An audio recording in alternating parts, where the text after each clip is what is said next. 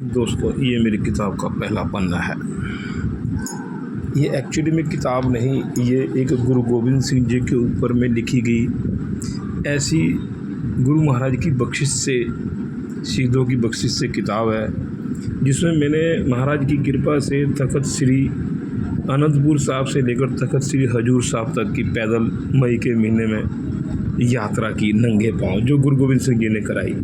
आप देख रहे हो ये तंबू के पीछे गुरु गोविंद सिंह जी जा रहे हैं, और गुरु गोविंद सिंह जी जहाँ पर तंबू के पीछे घोड़े समेत, पूरे शस्त्र समेत, पूरे बस्तर अस्त्र घोड़े को सजा के और चंदन की चिखा के ऊपर में, आग के ऊपर में जाके खड़े हो गए।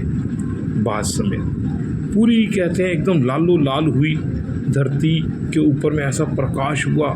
गुरु गोविंद सिंह जी पूरी लाल लाल भगते हुए उस आग के अंदर में से अलोप हो गए, और वहाँ पर घोड़े समेत महाराज जैसे अलोप हुए, तो वहाँ पर महाराज जी की सिर्फ एक श्री साहब प्राप्त हुई, बाकी महाराज जी वहाँ से अकाल पुरख सचखंड को निवास कर गए। वहाँ से गुरु गोविंद सिंह जी महाराज जी की जो यात्रा शुरू हुई वो आज तक, कैसे गुरु ग्रंथ साहिब जी को गुरु गोविंद सिंह जी ने गुरता गद्दी दी, और 10 गुरुओं का इतिहास पूरी धरती के ऊपर में कितना विलक्षण है और कितना निराला और कितना अनोखा है। एक नया पंथ, नया धर्म चला के गए गुरु गोविंद सिंह जी, जिसमें 6 गुरुओं की वाणी गुरु ग्रंथ साहिब जी के अंदर दर्ज है, और 15 भक्तों की ये वाणी दर्ज है।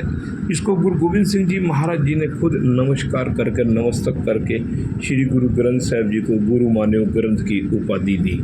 इस किताब के एक एक पन्ने पे आपको मिलेगा जिस तरीके से इस किताब को गुरु महाराज ने मुझसे लिखवाया है, ये सेवा ली है।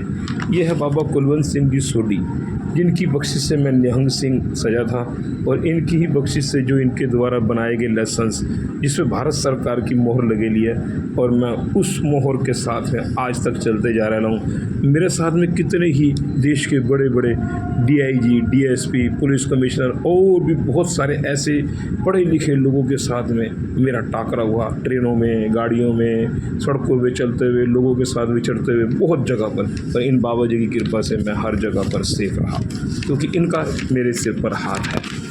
अब ये किताब जो लिखी गई है, इस किताब का हर एक पन्ना आप पढ़ सकते हो। तो ये किताब मुग़लों से शुरू होती है कि मुग़ल कहाँ से आए इस देश के अंदर में। ये जो मुग़ल कौन थे, ये बाबर, औरंगजेब, अकबर, ये कौन थे? ये जब आए तो इन्होंने इस धरती के ऊपर में क्या किया। ये धरती का जो विलक्षण खेल जो आप देख रहे हो ना, ये टाइम के साथ, सिग्नेचर के साथ में मेरी किताब आप पढ़ सकते हो कभी भी। इस किताब के अंदर में आपको सारा कुछ मिल सकता है कि नेता, अभिनेता और बाबे इस धरती के 3 सबसे बड़े जो कार्यकर्ता हैं, जो इस धरती को बदल भी सकते हैं और धरती का रूप भी बदलते हैं। और पंजाब जिसके अंदर में एक ऐसी हुकूमत जो आज भी प्रकाश सिंह बादल और प्रकाश सिंह बादल के लोग जो चला रहे हैं, जिनकी आज दुर्दशा हो रही है इस धरती के ऊपर में, जिन्होंने इस देश को लूट लूट के खाया। ये यहाँ से शुरुआत हो जाती है गुरु गोविंद सिंह जी का प्रकाश गुरपुरब। कैसे गुरु महाराज पटना साहब की धरती के ऊपर माता गुजर कौर की